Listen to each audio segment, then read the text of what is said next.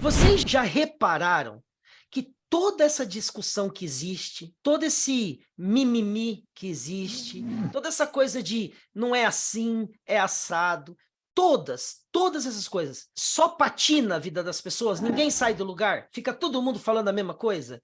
Ou seja, um fala um negócio, o outro fala outro, o outro fala outro, o outro fala outra coisa ainda, e, na verdade, ninguém se entende e cada um está fazendo aquilo que quer da vida. Essa que é a verdade, cada um está fazendo o que acha que tem que fazer.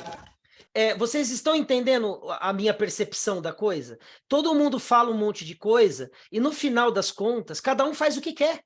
Essa que é a verdade. As pessoas, elas vão buscar seus próprios interesses.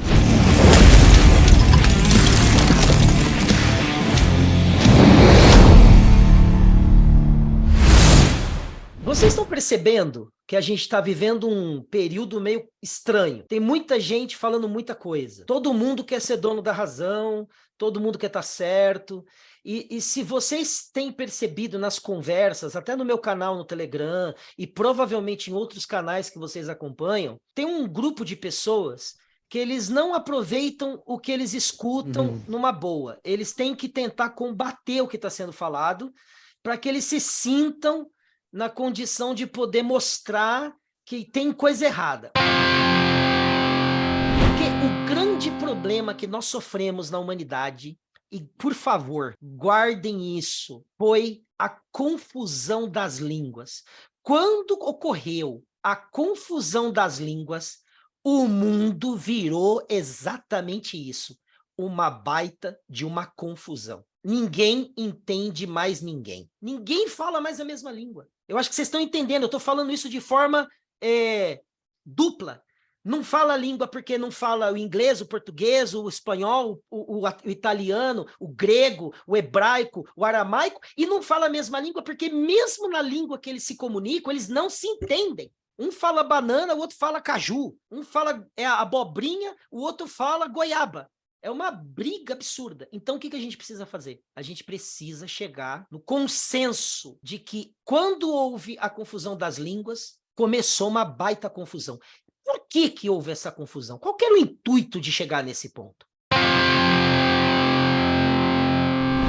Porque, com certeza, nós temos no livro de Enoque, somado ao livro de Gênesis, o que de fato aconteceu naquele período.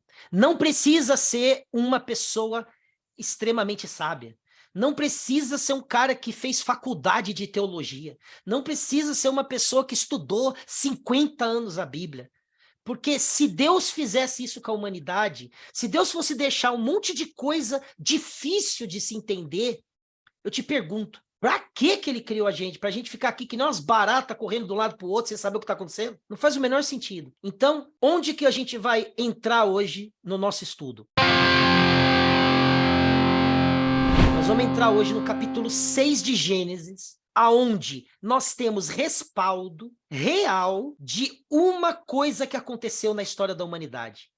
E quando você junta no capítulo 6 de Gênesis, você pode encaixar o livro de Enoque do capítulo 6 até o 16. Você pega o capítulo 6 até o 16 de Enoque e você joga dentro do capítulo 6 de Gênesis, do versículo 1 ao versículo 4. E você tem aqueles 4 versículos expandidos de tal forma que é impossível você não entender por que o mundo chegou em Babel. E por que aconteceram as coisas do jeito que aconteceu, e por que teve que haver uma intervenção. Então a gente vai falar sobre isso hoje. Antes, então, de entrar no livro de Enoque, vou mostrar para vocês o livro de Gênesis, no capítulo 6, do versículo 1 ao 4. Esse é o capítulo 6 de Gênesis, versículos 1 ao 4. E aconteceu que, como os homens começaram a multiplicar-se sobre a face da terra, e lhes nasceram filhas, viram os filhos de Deus que as filhas dos homens eram formosas, e tomaram para si mulheres de todas as que escolheram. Então disse o Senhor: não contenderá o meu espírito para sempre com o homem, porque ele também é carne. Porém, os seus dias serão 120 anos. Havia naqueles dias gigantes na terra, e também depois, quando os filhos de Deus entraram às filhas dos homens, e delas geraram filhos. Estes eram os valentes que houve na antiguidade, os homens de fama.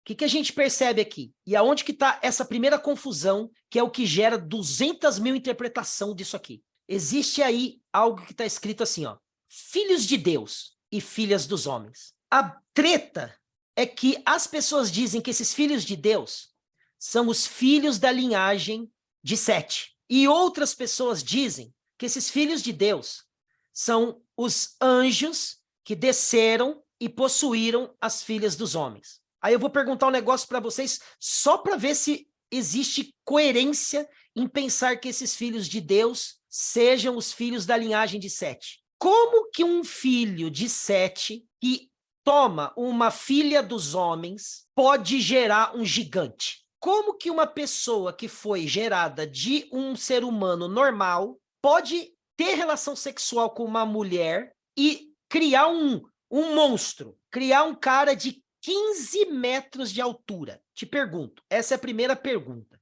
Eu não acho que faz sentido, porque se você pegar dois seres humanos altos, seja um homem ou uma mulher, o máximo que vai acontecer, eles vão gerar uma criança alta perto da altura deles. Agora, um gigante de 15 metros de altura tinha que ser alguma anomalia. Tinha que ser uma semente, um sêmen totalmente diferente do que havia ali entre um homem natural e uma mulher natural. Essa é a minha percepção, ok? Aí o que acontece? Poxa, como que eu posso provar que então que a minha percepção está correta? Por quê? Porque as pessoas vão insistir, não, mas esses filhos de Deus, não sei o quê, porque vai ter essa briga. A gente vai olhar agora o livro de Enoque. Só que eu vou mostrar um negócio para vocês antes. Olha bem o que é confusão das línguas. Quando você lê a Bíblia no idioma português, você lê aí filhos de Deus. Quando você pega e você lê o livro de Enoque, você lê sentinelas, você lê vigias. Tem outra palavra. E que é engraçado, quando você estuda o livro de Daniel, Daniel se refere a alguns anjos que ele tem numa visão, ok? Ele chama esses anjos justamente de vigias na nossa língua. Como que a gente consegue fazer o elo e entender e tirar essa confusão? Na língua inglesa, quando você lê o livro de Enoque, está escrito no livro de Enoque da língua inglesa que esses anjos eram chamados de watchers. Watchers é a palavra vigia, é a palavra sentinela. E quando nós vamos no livro de Daniel, olha o que vai acontecer. Olha a palavra que está em Daniel. Estava vendo isso nas visões da minha cabeça,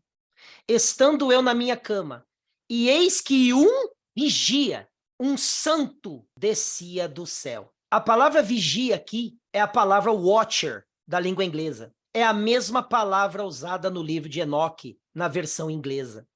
Então, para que a gente pare de ficar confuso, a gente tem que reverter o processo da confusão das línguas, pegar as línguas, e não precisa ser muitas, poucas já dá para a gente entender isso, que a gente vai descobrir que essa palavra vigia é a mesma que watcher, e é a mesma que é descrita no livro de Enoque.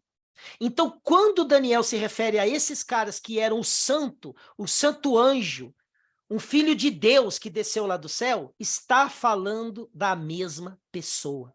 Então, esses filhos de Deus que tem no capítulo 6 de Gênesis, eles não eram homens naturais procedentes da linhagem de Sete. Por quê? Porque tinha que haver uma alteração para que fossem criados gigantes. E já deveria ter acontecido alguma coisa, porque a Bíblia fala bem claramente, e naquela época haviam gigantes, e depois, quando os filhos de Deus tomaram as filhas dos homens, vieram os néfilins, que são... Então você está vendo quanta palavra que existe para falar de uma coisa só, e fica todo mundo batendo cabeça, porque cada um quer dar um rumo para cada palavra. Não, essa palavra é isso, aquela palavra é aquilo, e aquela palavra é aquilo. Não, são todas sinônimos de uma mesma palavra. O problema é que houve uma confusão e foi dividida as línguas. Elas foram confundidas. Então, no livro de Daniel, nós temos essa palavra vigia, sentinela, que no inglês é watcher. Vamos agora para o livro de Enoque. Olha que coisa interessantíssima. No capítulo 6 de Enoque começa assim. Fala para mim se não é a cara do capítulo 6 de Gênesis. E aconteceu depois que os filhos dos homens se multiplicaram naqueles dias. Nasceram-lhe filhas, elegantes e belas. E quando os anjos, os filhos dos céus, que na versão inglesa está escrito watchers, vigias, sentinelas, viram-nas, ficaram doidão. Os anjos ficou maluco, enamoraram-se delas, falou assim, caramba, que é isso? Olha que mulherada gata. E eles disseram uns para os outros, vinde, selecionemos para nós mesmos esposas da progenie dos homens. Olha só, nós somos anjos, nós somos da ordem celestial, essas mulheres muito gata, vamos pegar mulheres dessa progenie dos homens, são duas linhagens diferentes, uma celestial e uma humana, e vamos gerar filhos. Você sabe o que esses camaradas quiseram fazer? Você sabe onde é que nasceu o pecado original? O pecado original nasceu no céu. Foi lá que tudo começou. Os anjos, ao invés de guardarem o seu principado, como está escrito na Bíblia, eles deixaram a sua habitação natural e eles fizeram o que não devia. Eles coabitaram com uma raça criada por Deus que não tinha nada a ver com aquela raça que estava ali naquele local. Eles saíram do lugar da onde Deus tinha determinado para eles, tanto que a Bíblia fala, eles deixaram, eles abandonaram o seu habitat natural.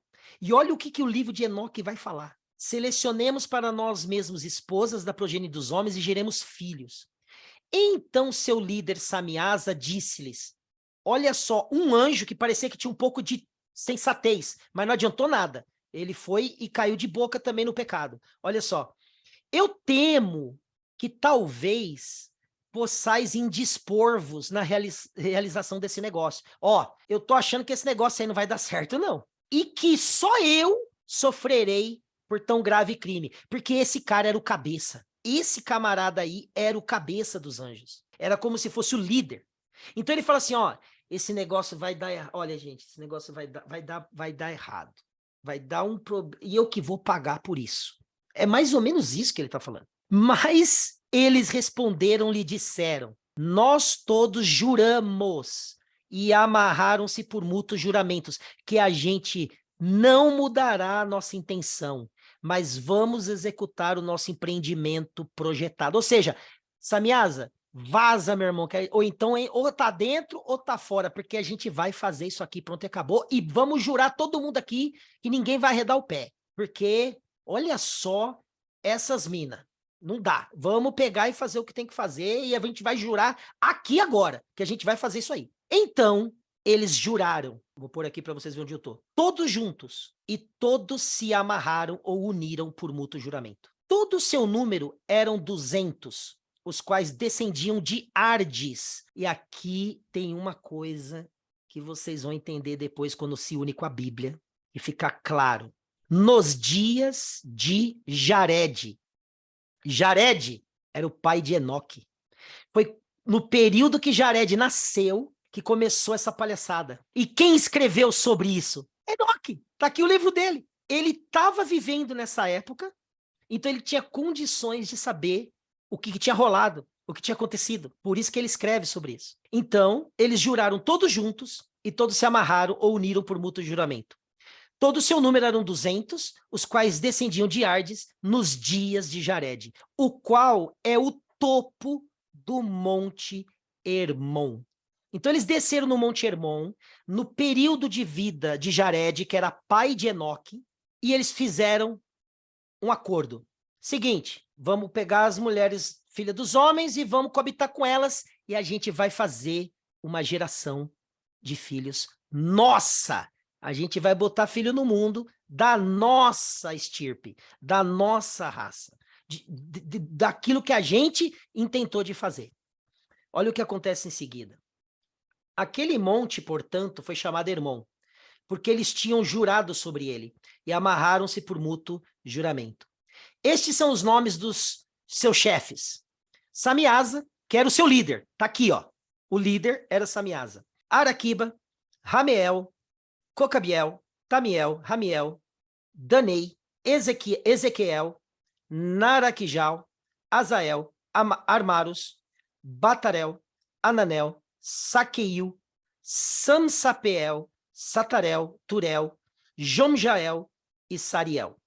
Estes eram os prefeitos dos 200 anjos, e os restantes estavam com eles. Olha o que vai vir no capítulo 7. Então, eles tomaram esposas, cada um escolhendo por si mesmo, as quais eles começaram a abordar, e com as quais eles coabitaram. Tá de difícil compreensão. Dá para saber que eles transaram com as mulheres aqui ou não? Tá fácil, né? Coabitaram com essas mulheres. O que eles fizeram depois que eles coabitaram com essas mulheres? Esses anjos pegaram o conhecimento do céu e ensinaram para elas sortilégios, ou seja, macumba, feitiçaria. Eles ensinaram elas a fazerem feitiços, encantamentos e a divisão de raízes e árvores. Eu vou explicar uma coisa para vocês agora que eu acho que dá para vocês associarem uma coisa a outra, porque é muito simples. Eles não só transaram com as mulheres, eles ensinaram as mulheres a pegarem coisas que estavam aqui na terra sendo produzidas, e eles fizeram um tipo de feitiço e ensinaram para as mulheres umas coisas que se fazia com raízes e árvores, que essas mulheres conceberam e geraram gigantes. Não estava apenas só no sêmen deles o mistério do que iria acontecer com aquelas mulheres. Eles ensinaram coisas que elas devem ter tomado, elas devem ter passado no corpo, sei lá, elas colocaram alguma coisa, elas se encantaram, eles se ensinaram essas mulheres macumba, feitiçaria, encantamentos, que essas mulheres provavelmente partindo daí, junto com o fato deles estarem ali gerando uma semente nova, um híbrido, um ser híbrido, eles se transformariam em gigantes, porque eles sabiam o que eles estavam fazendo. Eles tinham conhecimento que o ser humano não tinha. E aí vai chegar a palavra-chave. Cuja estatura era de 30 cúbitos. 30 cúbitos são 15 metros de altura, ok? Estes camaradas que nasceram, eles devoravam tudo o que o labor dos homens produzia e tornou-se impossível alimentá-los. Os caras eram grandes e eles começaram a comer tudo que via pela frente. E os homens produziam e eles comiam, os homens produziam e eles comiam. Então, eles se voltaram contra os homens, os próprios homens, e começaram a comer os próprios seres humanos vivos. Cara, é muito simples. Um ser de 15 metros de altura come um ser mais baixo que ele, vamos dizer que fosse 3, 4, 5, 6 metros, dá para comer, ok? Um depois do outro, e começaram a beber o seu sangue. Então, eles devoraram esses homens e começaram a ferir os pássaros, os animais, os répteis, os peixes, para comer sua carne, um depois do outro, e para beber seu sangue. Então, a terra reprovou os injustos, ou seja, eles cometeram um pecado tamanho que a terra que Deus criou, a própria terra, reprovou os injustos. Quem eram os injustos? Esses camaradas que fizeram o que fizeram, e esses filhos que eles geraram, que a gente pode chamar de demônios, praticamente. Os caras comiam ser humano. Eles comiam tudo que via pela frente. Bebiam o sangue dessas pessoas. Olha o capítulo 8.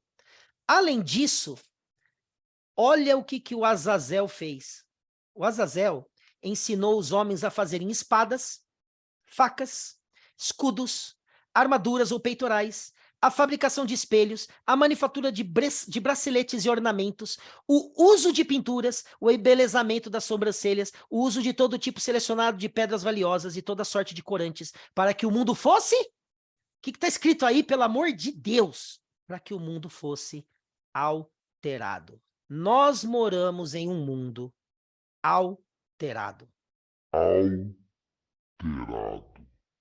Isso aqui não era para ser o que é. Eu vou dizer para vocês uma coisa. Nós estamos no processo de desalteração do que foi alterado. É isso que está acontecendo.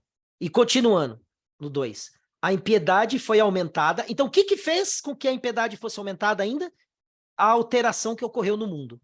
O mundo foi alterado, a impiedade foi aumentada. O que aconteceu? Pô, qual foi o pecado dos anjos, galera? Os anjos cataram as mulheres aqui. e bagunçaram o coreto. A fornicação multiplicou. É óbvio que a galera ia sair fazendo de tudo. Virou uma orgia isso aqui. Ninguém mais respeitava nada. Eles transgrediram e corromperam todos os seus caminhos. Amazaraque ensinou todos os sortilégios e divisores de raízes. Armers ensinou a solução de sortilégios. Barcaial ensinou os observadores das estrelas. Aquibeel ensinou sinais. Tamiel ensinou astronomia. E Azaradel ensinou o movimento da lua. E os homens sendo destruídos clamaram. E suas vozes romperam os céus. Aí a coisa ficou feia. Capítulo 9 do livro de Enoque. Então, Miguel, Gabriel, Rafael, Suriel e Uriel olharam para onde? Para baixo, desde os céus. Só para fazer uma reflexão aqui. Como é que você está no céu e olha para baixo numa bola giratória supersônica conversível? Como é que você consegue ver tudo que está aqui na Terra se você tem um outro lado para observar? Não dá, né? Então essa daí fica para dar uma travada a mais aí no HD. E viram a quantidade de sangue que era derramada na terra e toda a iniquidade que era praticada sobre ela. E eles disseram, esta é a voz dos seus clamores. A terra desprovida de seus filhos tem clamado, mesmo até os portões do céu. E agora a ti, ó Santo dos céus, as almas dos homens queixam-se, dizendo, obtém justiça para conosco, o Altíssimo. Meu, nós somos atacados por alienígenas. Nós somos atacados por extraterrestres. Será que vocês não perceberam que esses são os extraterrestres, pô? Esses são os extraterrestres que todo mundo tá falando aí que é um ser de outra galáxia, não sei o quê. São esses caras. E provavelmente, se realmente acontecer isso, de se manifestarem seres de outros lugares, pode ter certeza que esses caras estão por trás. São eles que talvez nunca saíram daqui e faz a gente ser uns babaca. A gente fica aqui, tipo, servindo de quê? De comida. De gigante, é isso que a gente está sendo, se você parar para analisar. E estamos se achando os bonzão. Então eles disseram ao seu senhor, o rei, tu és senhor dos senhores, Deus dos deuses, rei dos reis. Ponto final. Tem deuses aí? Dane-se, tem um maior que eles. Tem reis aí? Dane-se todos, tem um maior que eles. Tem senhores aí? Dane-se todos, tem um maior que eles. Tem um Deus, um senhor, um rei, que é acima de todo rei, de todo senhor, de todo Deus. Não tem ninguém, não tem um. Esse sim pode bater na mesa e falar, quero ver quem é que vai falar alguma coisa contra mim aí. Esse pode. É ele que fez isso aqui tudo. O trono de tua glória é para sempre e sempre. E para sempre seja teu nome santificado e glorificado. Tu fizeste todas as coisas. Tu possuis poder sobre todas as coisas, e todas as coisas estão abertas e manifestadas diante de ti. Tu vês todas as coisas, e nada pode esconder-se de ti. Tu viste o que Azazel tem feito? Olha os anjos trocando ideia com Deus. Ô papai, que é isso aí que esses caras fizeram? Você viu aí o que Azazel fez lá na terra? Olha que coisa absurda que os caras fizeram, meu. Como ele tem ensinado toda espécie de iniquidade sobre a terra? E tem aberto o mundo todas as coisas secretas que são feitas nos céus. Eles estavam revelando na terra o que era feito aonde? No céu. Samiasa também tem ensinado sortilégios para quem tu deste autoridade sobre aqueles que estão agregados contigo. Ó, aquele cara que você deu, aquele anjo que você deu autoridade, que o senhor deu autoridade, está ensinando o pessoal lá a fazer um monte de coisa errada. Eles têm ido juntos às filhas dos homens e têm se deitado. Meu, eles pegaram a mulherada lá e estão transando com elas. Tem se contaminado e tem descoberto crime a elas. Ou seja, você acha que uma mulher tinha como fugir de um anjo, galera? Você acha que hoje em dia, vocês já ouviram falar de estupro? Já ouviram falar? Hoje em dia, ainda homens que são de pequena estatura, se ele tiver uma arma na mão, uma faca na mão, um revólver na mão, seja o que for, e às vezes nem precisa disso, porque a mulher é delicada, ela pode ser vencida facilmente, a não ser que ela seja uma lutadora de MMA, e aí ela deu um pau no cara, que eu gostaria muito que todas fossem, mas se não for, ela vai levar uma surra e às vezes morre ainda. E além de ser estuprada, morre. Esses anjos cataram as mulheres e fizeram o que quiseram delas. E têm descoberto crimes a elas, as mulheres igualmente têm gerado o quê? Gigantes. O que acontece aqui em cima? Eles estão fazendo lá embaixo e estão deturpando toda a sua criação. Assim toda a terra tem se enchido de sangue e iniquidade. E agora, vês que as almas daqueles que estão mortos clamam. Como é que morto clama? Eu te pergunto. Como que morto clama? Eu vou explicar para você. Existe um versículo na Bíblia, no Novo Testamento, que diz que Deus não é Deus de mortos, ele é Deus de vivo. Não existe mortos diante de Deus. Para eles, está escrito na Bíblia, todos vivem. Todos vivem, todos. Ok? Então, quando a pessoa morre, o sangue dela continua clamando porque ela está viva diante de Deus. Para nós ela morreu, para Deus ela continua viva. E queixam-se até o portão do céu. Seus gemidos sobem. Lembra-se de quando Abel foi morto, que fala que o sangue dele clamou até os céus? É a mesma coisa. Nem podem eles escapar da injustiça que é cometida na terra. Por quê? Porque não tem força, cara. Como é que você vai tretar com um anjo desse aí? Tu conheces todas as coisas antes delas existirem. Tu conheces essas coisas e o que tem sido feito por eles. Já tu não falas a nós. O que por conta destas coisas devemos fazer contra eles? E aqui vai ficar aí aquele gostinho de quero mais para a próxima aula. Porque aqui o Altíssimo vai começar a falar. E eu pergunto para você, se você une o livro de Enoque com o livro de Gênesis, fica alguma dúvida? Fica alguma coisa tipo assim, mas então, mas não sei. Meu, é muito claro. É muito claro. Então, as pessoas têm que começar a parar com essa síndrome de artista, síndrome gospel, de profeta enviado por Deus. Porque a realidade é que todos pecaram, como eu mostrei naquele vídeo que eu fiz hoje.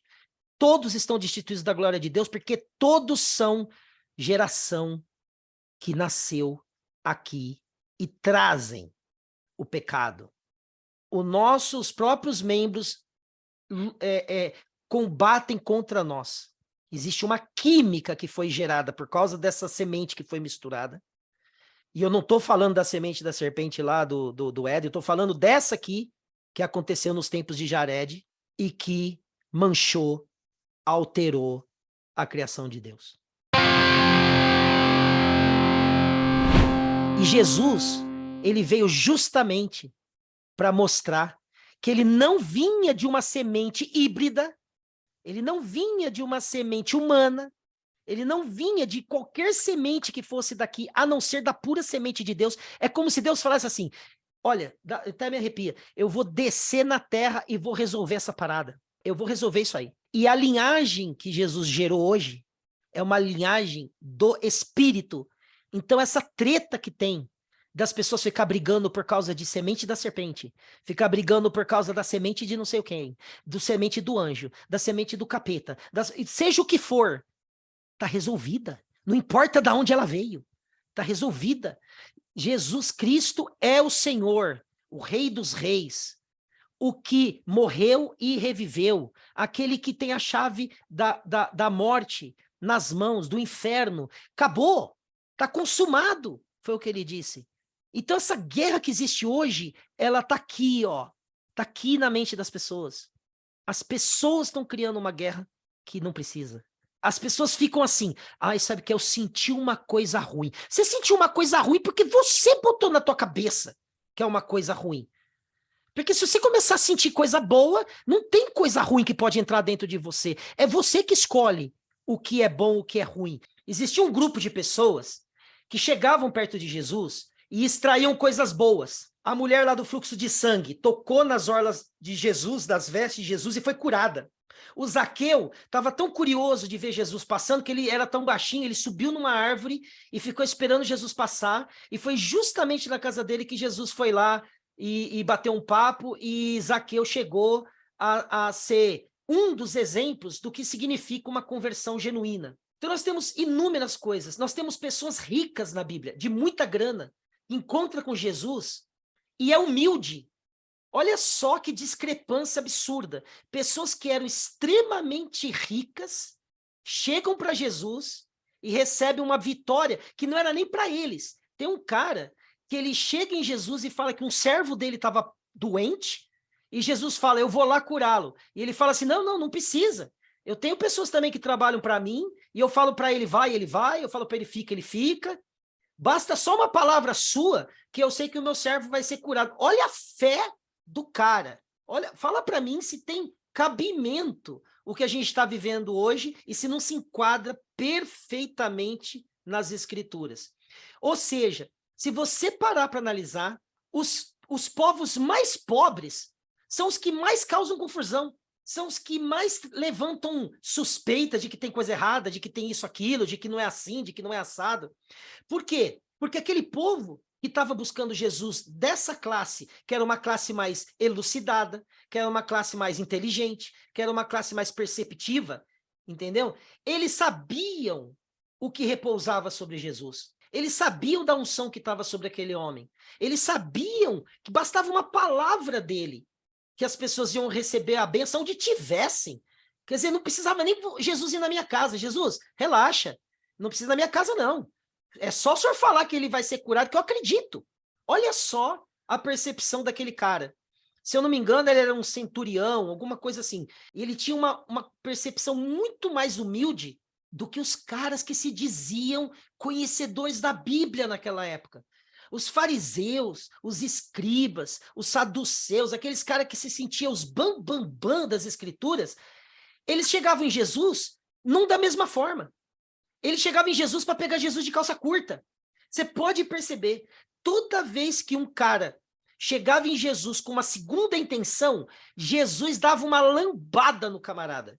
E não era uma lambada grotesca, não, tá? Apesar de que, se vocês conhecem as escrituras, vocês sabem que quando Jesus chegou lá no templo e viu aquela galera fazendo comércio, Jesus sacou um chicote e saiu dando em todo mundo. Aí eu te pergunto, Jesus pecou? Olha só, hoje em dia, se você tenta dar uma chicotada em alguém, quem é você? Ah, você é o pecador. Como que você pode fazer um negócio desse? Então, tenta pegar a visão, tenta ser pé no chão e observar o que acontecia naquela época. Os pastores não pregam esses versículos, gente. Os padres não pregam esses versículos. As pessoas não analisam que tinha gente muito rica naquela época, que era humilde.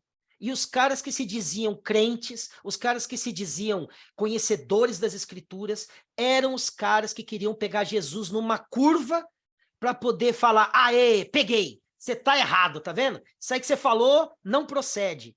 E Jesus sempre tinha uma resposta branda, às vezes não, como eu falei do caso do chicote, ele tinha uma resposta branda para essas pessoas que iam pegar ele de calça curta. Mas ele era veementemente firme quando o assunto envolvia dinheiro, quando o assunto envolvia enganar as pessoas para tirar o que elas tinham. E você pode ver que os caras faziam o quê? Ô, você pecou? Chega aí. Eu tenho pomba, eu tenho cordeiro, eu tenho aqui uns bichos aqui que dá pra gente vender num preço legal. Você pode ir lá pedir seu perdãozinho. Ó, essa pombinha aqui tá 5 conto, essa pombinha mais bonitinha aqui tá 10. Qual que é a pombinha que você quer apresentar? Olha o que acontecia. Ou seja, gente, a gente, desde que conhece o mundo por mundo e desde que a gente lê as escrituras, a gente sabe, sempre teve os dois lados. Sempre teve as pessoas que agem de boa fé e as pessoas que agem de má fé. Se você realmente leu alguma vez na sua vida um evangelho que seja de ponta a ponta, você pode pegar o Mateus, o Marcos é o menorzinho, tem 16 capítulos, dá para ler rapidinho. Você pegar Lucas e João, qualquer um, analisa, você vai perceber que eram os caras que se diziam os espirituais, que sempre estavam querendo pegar Jesus na curva. Sempre. Sempre.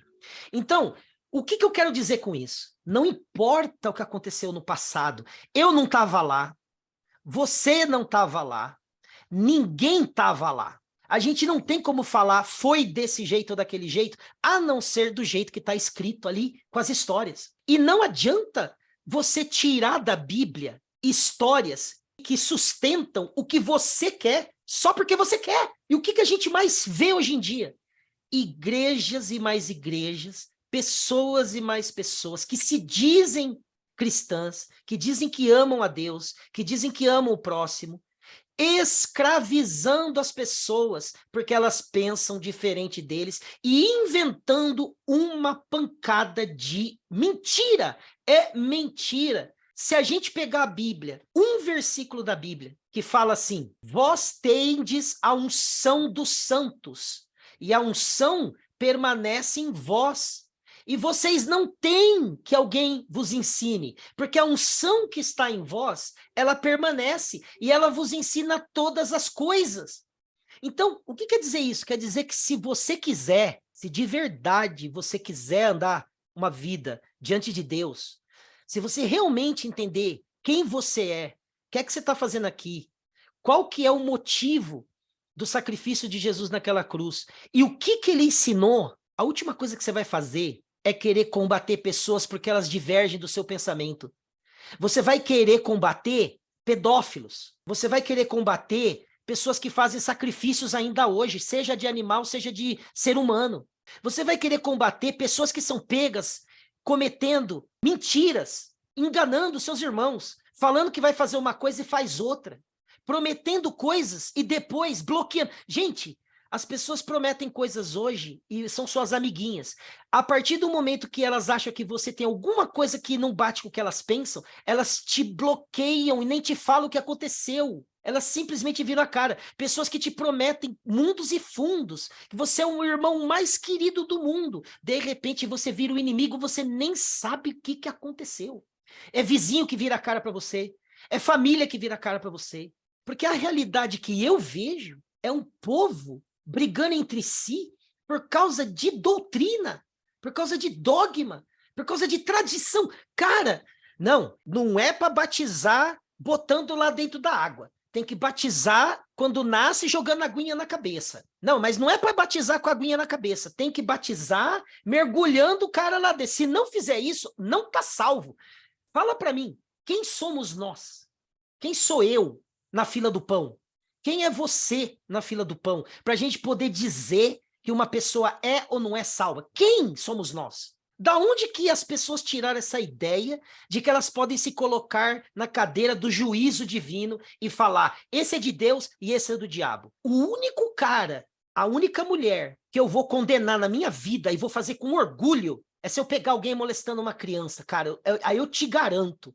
Eu vou querer ver o cara indo pra cadeia, pagando. Eu vou. Se fosse um filho seu, fala pra mim, como você se sentiria? Se fosse seu filho, sua filha. Gente, é horrível você imaginar uma pessoa abusando de uma criança.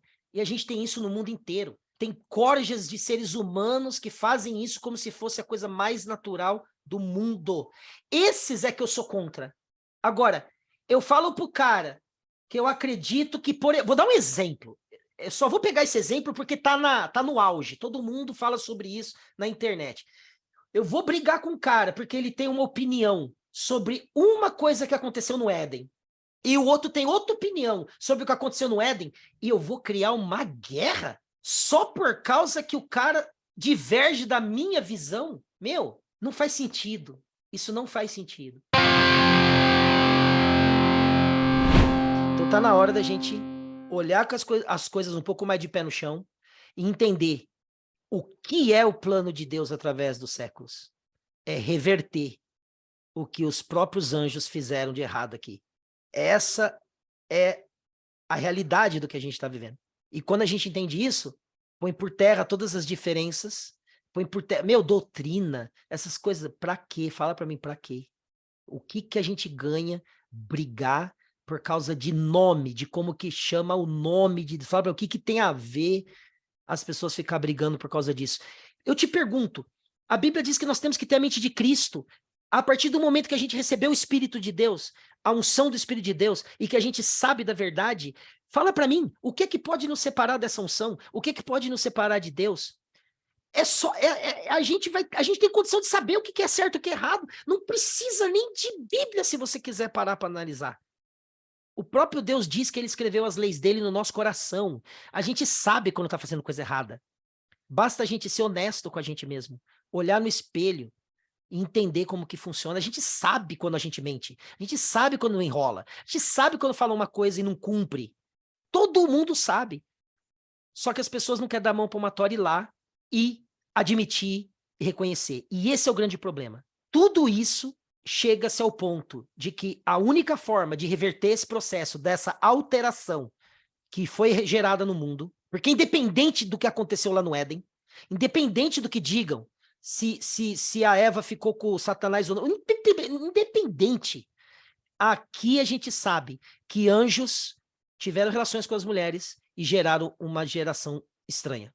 E não adianta, esses homens vão ter um encontro lá no meio, as gerações vão se encontrar, vocês vão ver pela timeline que isso acontece, e mesmo depois que Noé entra na arca e sai da arca, mesmo depois de tudo isso, a gente sabe que o povo continua pecando, que as pessoas continuaram fazendo o que era mal aos olhos de Deus, que tinha gente que queria fazer o certo e tinha gente que queria fazer o errado. Não tem como dizer que tem mais de duas versões. É sempre o bem e o mal. É sempre a bênção e a maldição. É sempre o certo e o errado. É sempre o puro e o impuro.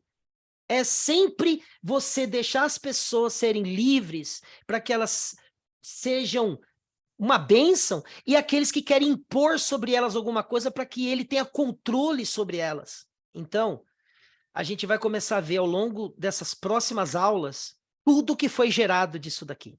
Continuando aqui, ó, para que o mundo fosse alterado. Quem que zoou esse mundo? Quem que alterou as coisas aqui? Foram os próprios anjos. Eles fizeram esse absurdo.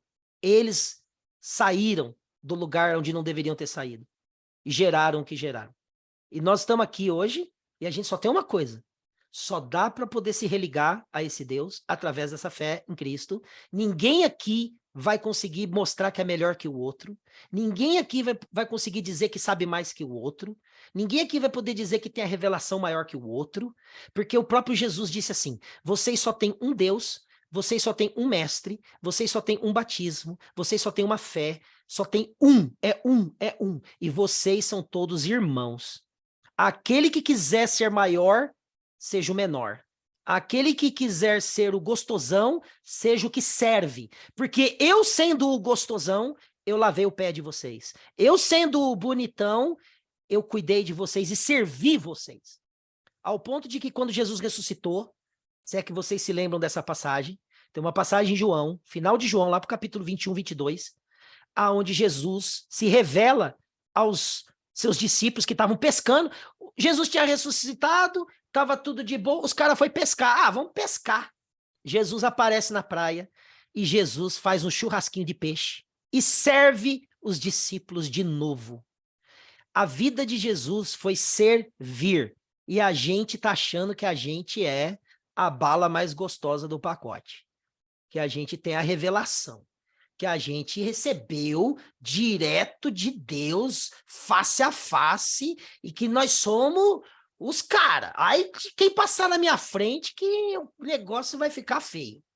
E eu pergunto, o que é que tem de louvável nisso? O que é que tem de bonito nisso? O que é que tem de amor nisso? A pessoa não precisa ser nenhum expert para perceber que isso é uma baita de uma enroscada. É uma baita de uma coisa inútil.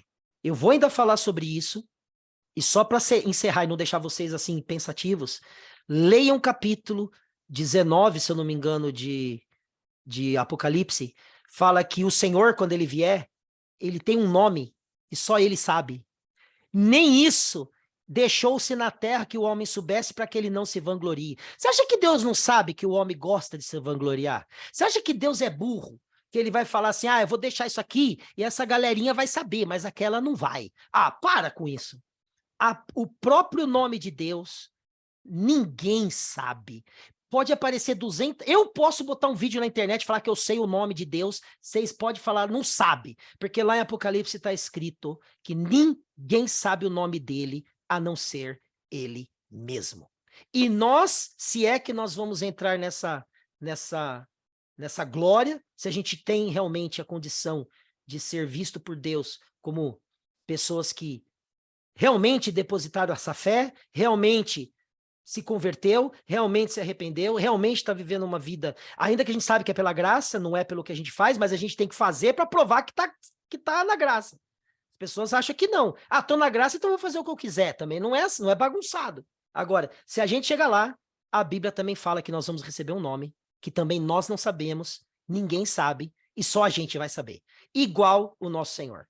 Deus é perfeito, Deus é lindo, é maravilhoso, e só quem está aqui e entendeu que o menor vai ser o maior é que vai conseguir, talvez, abraçar isso daí. Porque os que estão se colocando aqui como os reveladores dos mistérios ocultos de Deus, é muito provável que, infelizmente, eles tenham uma surpresa muito desagradável. Muito desagradável.